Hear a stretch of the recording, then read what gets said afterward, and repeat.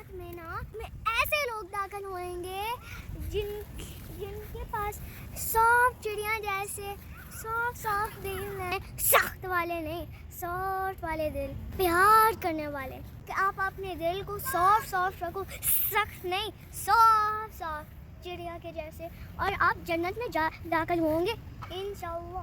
किसी पर गुस्सा आ भी जाए तो फिर आपका दिल सॉफ्ट रखो। आज आपके पास 2 सेकंड है,